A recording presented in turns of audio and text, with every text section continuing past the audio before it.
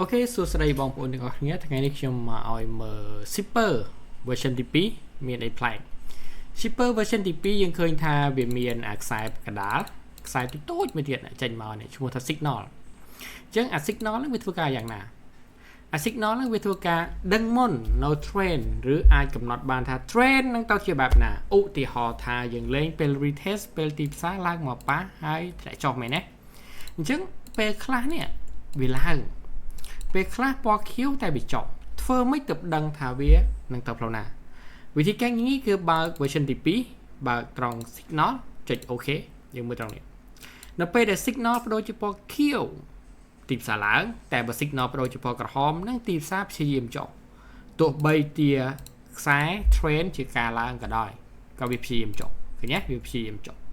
បន្ទាប់មកនៅពេលដែល signal ណាហ่ะវាបដូរជាពណ៌ខៀវទីផ្សារព្យាយាមឡើងមែនទេ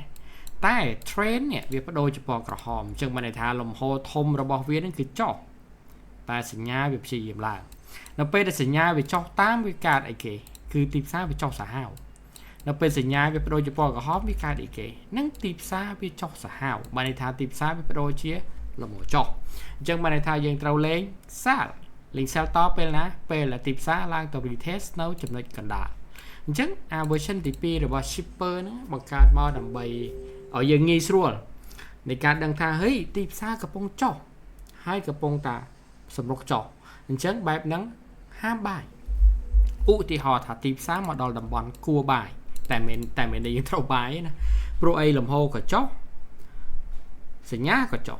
5នាទីឬក្រាបដែលធំជាងនឹង5ដងក៏ចុះឃើញទេវាធ្វើឲ្យទីផ្សារនេះវាចុះអញ្ចឹងគ្មាន indicator ណាលើโลกនេះដែលអាចវិភាគលំហូរទីផ្សារល្អជាង Zipper បើមាន show មកឲ្យមើលមកអញ្ចឹង Zipper យើងបន្ថែម version ទី2គឺមានសញ្ញាផ្ទាល់ខ្លួនមិនចាំបាច់ប្រើ WinPro ទេអាចប្រើរបស់ខ្លួនឯងបានតែបើសួរថាអីប្រើ WinPro បានឬអត់បានប្រើ WinPro បាន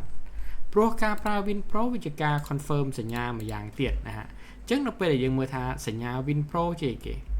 សញ្ញា WinPro ជាពណ៌ក្រហមដែរសញ្ញា WinPro ពណ៌ក្រហម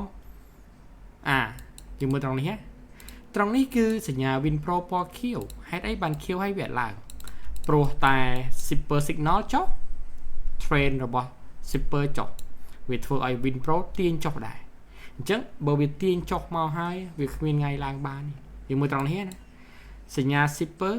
ចុះ trend របស់ Zipper ចុះ